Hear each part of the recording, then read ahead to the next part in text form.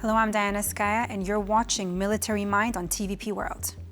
Overnight, on October 2nd, Russian forces attacked Ukrainian cities with drones and artillery.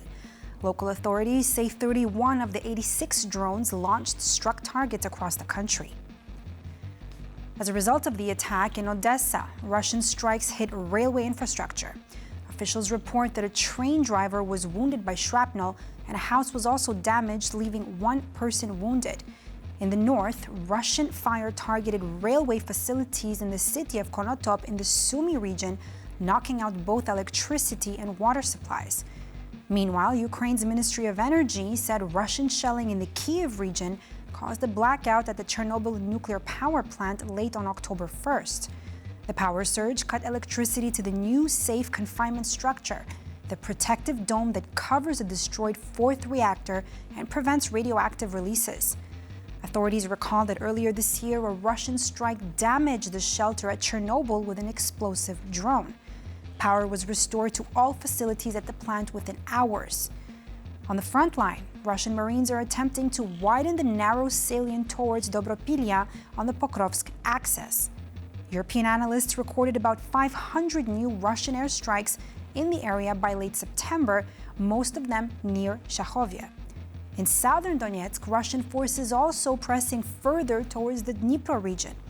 Analysts caution that while Russian activity has increased in the Zaporizhia and Dnipro sectors, the situation is not yet catastrophic since no major cities lie directly along the line of advance. Still, Ukrainian analysts warn that Russia is gradually outflanking defensive positions from the rear in Zaporizhia, which could eventually pose a threat to the city of Zaporizhia itself. According to Ukraine's monitoring project Deep State, Russian forces occupied 259 square kilometers of new territory in September. That's nearly half the amount they gained in August. Ukrainian fighters of the 12th Azov Brigade have found a creative way to deal with Russia's swarm of drones. Instead of wasting valuable anti-aircraft FPV drones, they're scaled down their approach.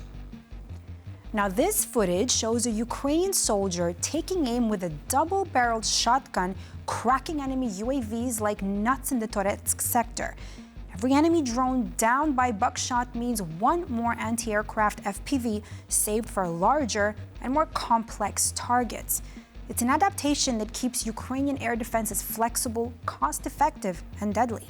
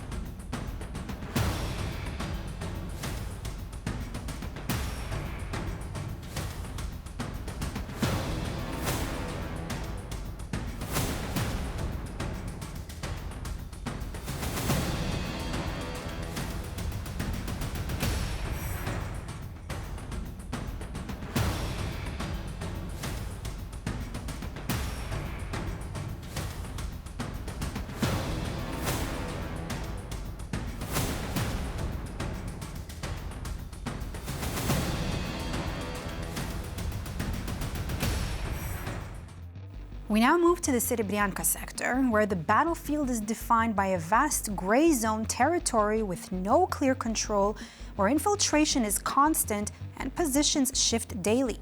Personnel shortages means Ukrainian defenders face pressure across the line, yet Russian units fail to consolidate.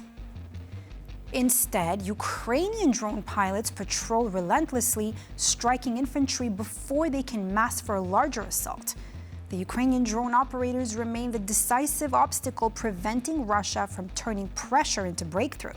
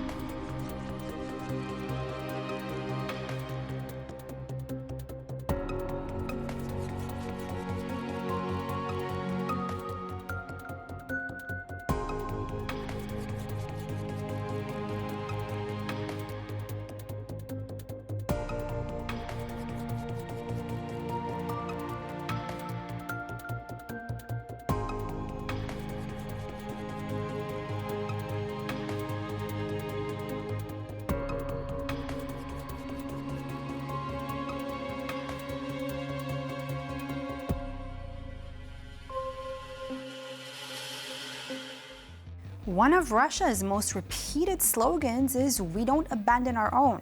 The reality on the battlefield, though, looks very different. In the Kursk region, 2 Russian soldiers attempted to surrender, throwing down their weapons and moving toward Ukrainian troops as instructed. Ukrainian paratroopers of the Polisia brigade escorted them to safety, but Russian drones spotted the scene. Instead of sparing their own men, Russian operators attempted to kill them, launching strikes that endangered both their soldiers and the Ukrainians.